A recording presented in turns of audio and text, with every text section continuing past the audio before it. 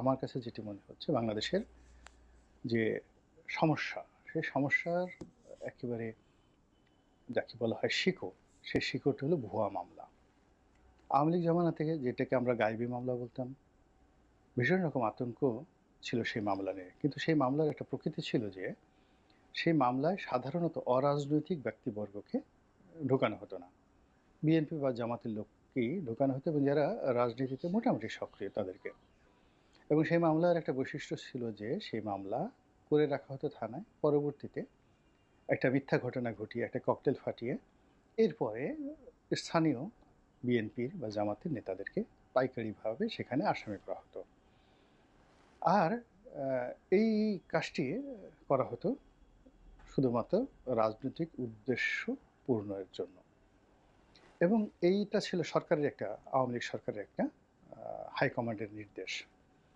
এবং পুলিশের কিছু দুষ্ট কর্মকর্তা এই বুদ্ধিটি সরকারকে দিয়েছিল এই গায়েবী মামলার ধারণাটা, এবং এই কারণে দেশে এবং বিদেশে এই গায়েবী মামলা নিয়ে ব্যাপক প্রচার ঘটে এবং গায়েবী মামলার সেই অভিশাপের কারণেই আওয়ামী লীগ সরকারের পতন ত্বরান্বিত হয়ে যায়।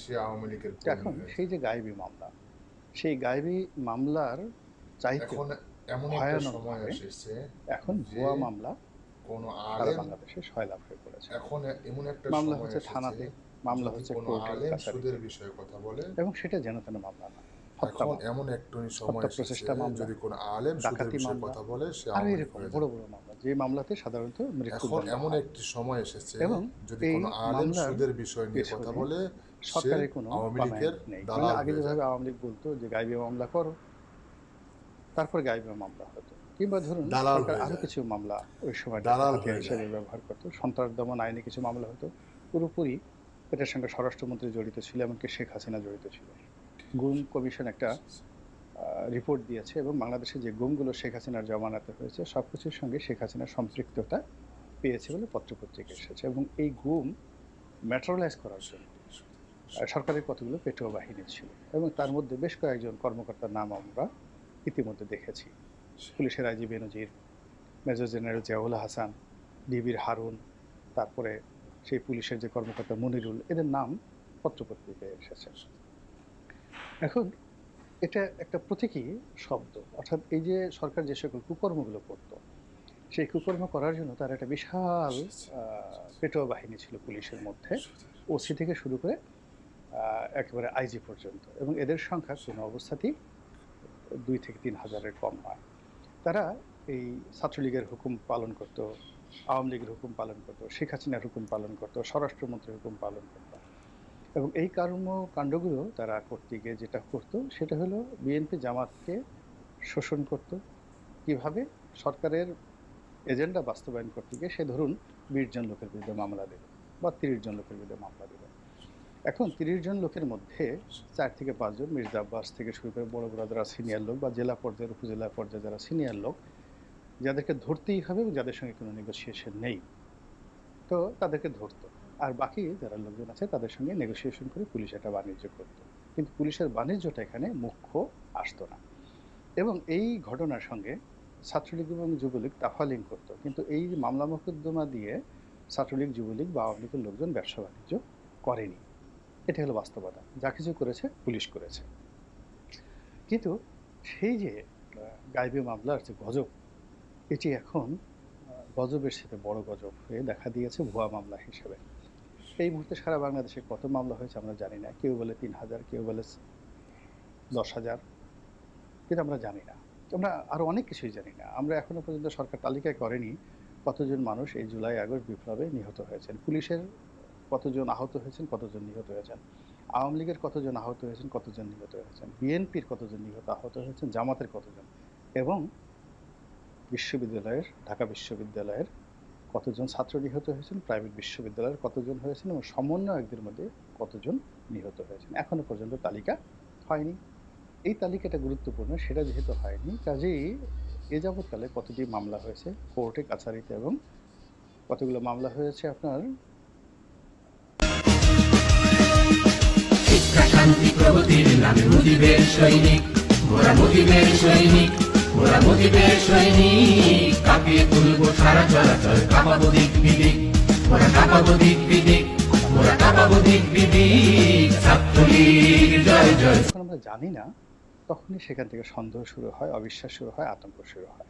যেটি পত্রপত্রিকায় দেখে এসেছি যে অন অ্যাভারেজে যে একটা মামলা, সেখানে ১ নম্বর হুকুমের আসামি শেখ হাসিনা, তার নিচে কমপক্ষে ৩০০, উপরে ৪০০-৫০০ ঢালাওভাবে মামলা হয়েছে।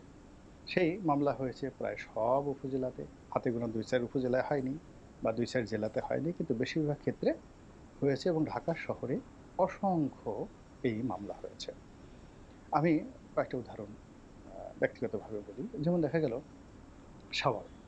এখন সাভারে আশুলিয়া থানাতে এবং সাভার থানাতে এরকম অসংখ্য গায়েবী মামলা হয়েছে এবং এই মামলা করার জন্য সেই বিএনপির বিভিন্ন গ্রুপ রয়েছে। বিএনপির ওখানে ২-৩টা গ্রুপ রয়েছে, নমিনেশন চায়।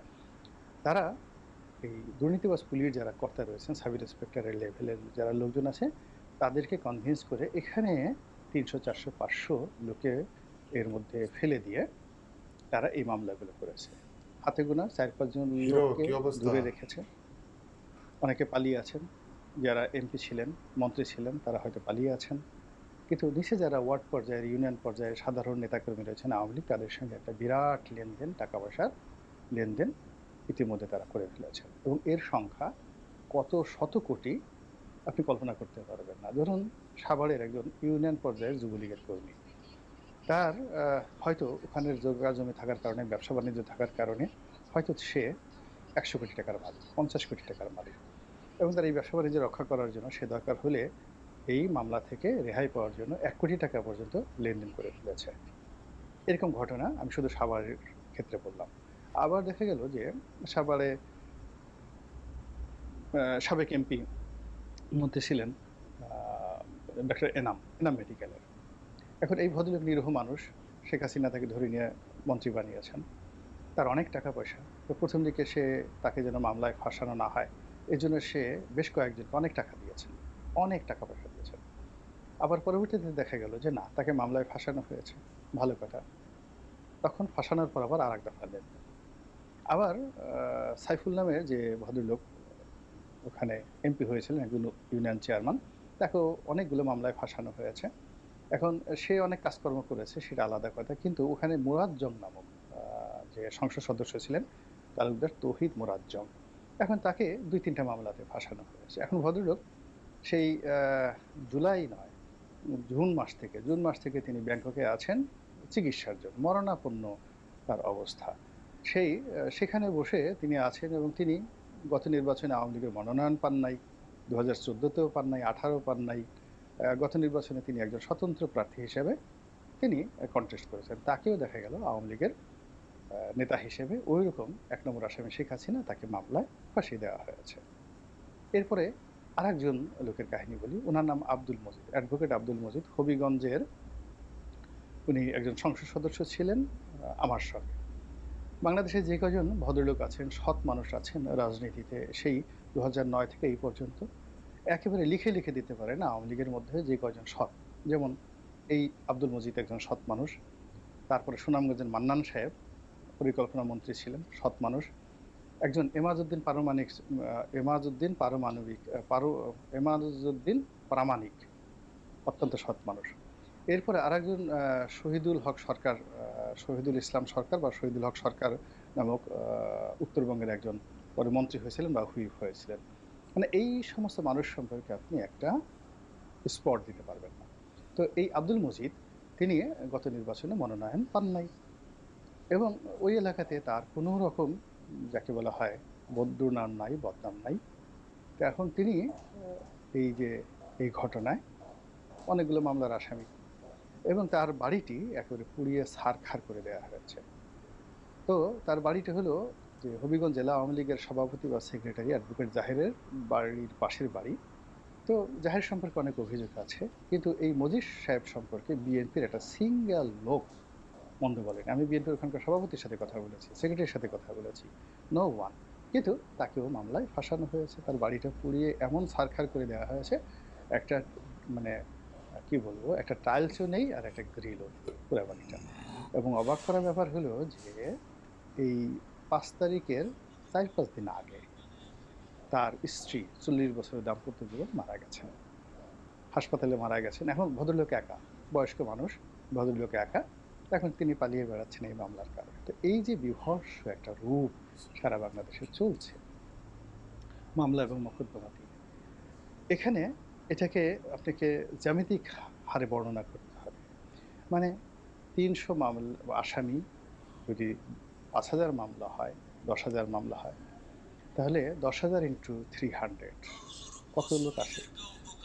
এদের সঙ্গে যদি আপনি জাস্ট কিছু লোককে আপনি একেকজনের ৫০,০০০ থেকে ১,০০,০০০ টাকা পর্যন্ত আপনি ধরেন লেনদেন, সেটা কেমন হয়? আমি আমার নিজের একটা অভিজ্ঞতা কয়েকদিন আগে ফেসবুকে একটা স্ট্যাটাস দিয়েছি। সেই স্ট্যাটাসটা হলো যে আ আমাদের গলাচিপাতে ২০১৮ সনে আমি যখন নির্বাচনে গেলাম, তখন আওয়ামী লীগের লোকজন আমার স্ত্রীর গাড়ি ভাঙচুর করল এবং ওই গাড়িতে ১৬-১৭ জন লোক ছিল। তাদের সবাইকে, মানে যারা ছেলেরা ছিল তাদের গায়ে হাত দিল এবং মেয়েদেরকে যতটা সম্ভব মারধর না করা ছাড়া বাকি যেটা সম্ভব সবকিছু করেছে। তো এই ভাঙাচোরা গাড়ি নিয়ে আমার স্ত্রী থানায় আসলেন। তো থানায় আসার পর থানায় তো মামলা নিলই না, কোনো রক্ষা করল না। উল্টে আমার বিরুদ্ধে একটা মামলা দিয়ে দিল। আমি তখন হোম অ্যারেস্ট, মানে গৃহবন্দী, যে আমি লোকজন সহকারে থানা আক্রমণ করার জন্য হুমকি দিয়েছি টেলিফোন। তো এই ঘটনার বিরুদ্ধে আমি তো মামলা মোকদ্দমা করিনি, কিন্তু এক শতভাগ সত্য কথা। বিএনপির এক কর্মী সে আমার সাথে জাস্ট টেলিফোনে বললো যে এরকম ব্যাপার, আমি তো মারধরের শিকার হয়েছি, শতভাগ আমি সত্য মামলা কথা। করতে চাই। আমি বললাম যে দেখো, তোমরা এটা ব্যক্তিগত ব্যাপার না করাই ভালো, বিএনপি এখনো শতভাগ ক্ষমতা সত্য। আসেনি। তারপর এই মামলা ভালো না, যারা অন্যায় করেছে তারা এই যে পরাজিত হয়েছে এমনি বিপদের মধ্যে আছে, শতভাগ সত্য। আল্লাহ এমনি শাস্তি দিয়েছে, দরকার নেই।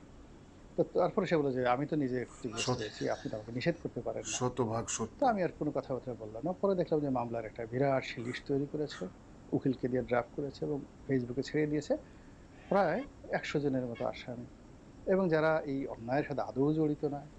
বিএনপি সেই বড় বড় লোক যাদের টাকা আছে, পয়সা আছে, নেতৃত্ব আছে, তাদেরকে টার্গেট করে এরকম বিরাট এক মামলার ফত।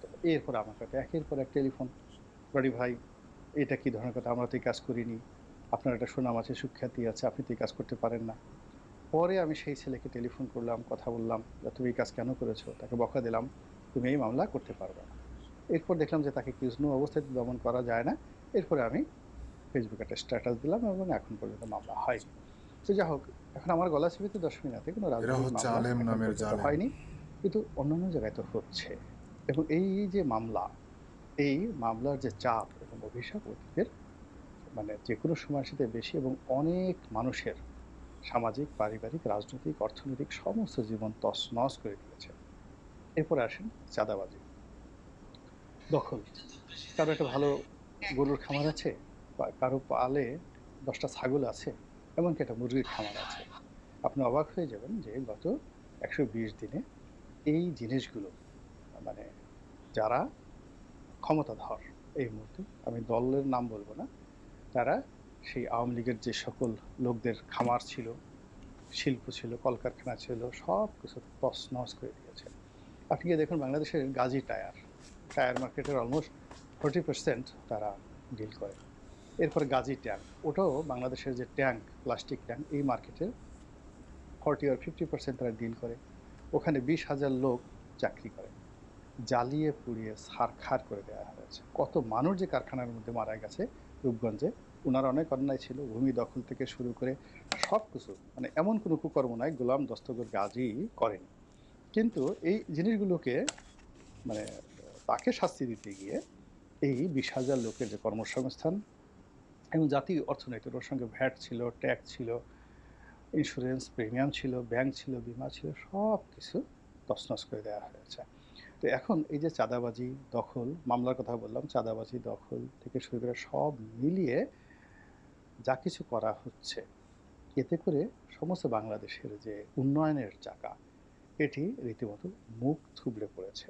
এবং এই জায়গা থেকে যদি আমরা বের হতে না পারি, তাহলে কি হবে, আগামীতে যে জিনিসটা ঘটবে সেটা হলো, আমরা শত চেষ্টা করে, ইনুস তো দূরের কথা, যদি আমরা মহাবিশ্ব থেকে আরও বড় কোনো মহামানবকে নিয়ে আসি, আরও বড় কোনো মহামানবকে নিয়ে আসি, তিনিও কিছু করতে পারবেন না। ফলে কি হচ্ছে, মানুষ কাঁদছে, মানুষ আহাজারি করছে এবং মানুষ অভিশাপ দিচ্ছে। আপনি বলতে পারেন ইউনূস সাহেবকে দিচ্ছে, যে না, ইউনূস সাহেবকে দিচ্ছে না, সবাইকে দিচ্ছে, আওয়ামী লীগকে দিচ্ছে, বিএনপিকে দিচ্ছে, জামাতকে দিচ্ছে, এই যারা বিপ্লব করেছে তাদেরকে দিচ্ছে, সবাইকে মানুষ দিচ্ছে। এর কারণ হলো মানুষ তো ক্ষতিগ্রস্ত হয়েছে, মানুষ সব হারিয়ে ফেলছে, মানুষ কোনো কিছু দেখছে না। এই গত এক সপ্তাহ যাবৎ ঢাকা শহরে দুর্বিষহ যানজট, মানে আমি নিজে অবাক হয়ে যাই যে ধরুন এই যে 16ই ডিসেম্বরের বন্ধের আগে যে সময়টা গেল তাতে আলটিমেটলি 4 দিন প্রচণ্ড, যাকে বলা হয় একটা লম্বা টানা ছুটি বাংলার মানুষ পেয়ে গেছে। তো বৃহস্পতিবার দিন বিকেলবেলা বেশিরভাগ মানুষ শহর ছেড়ে চলে যাবে, বিভিন্ন এলাকাতে চলে যাবে। শুক্রবার দিন রাস্তা ফাঁকা থাকবে, শনিবারের রাস্তা ফাঁকা থাকবে। কিন্তু বাস্তবতা হলো যে শনিবার পর্যন্ত 16ই ডিসেম্বর পর্যন্ত কোনো রাস্তা ফাঁকা নেই। মানুষ পাগলের মতো ছুটছে, যে যার মতো করে। কিছু আয় দরকার, কিছু রোজগার দরকার, প্রচণ্ডভাবে ছোটাছুটি করছে, নিজের শেষ সম্বল বিক্রি করে তারা ছোটাছুটি করছে বেঁচে থাকার জন্য। কিন্তু শেষ রক্ষা কিন্তু হচ্ছে না।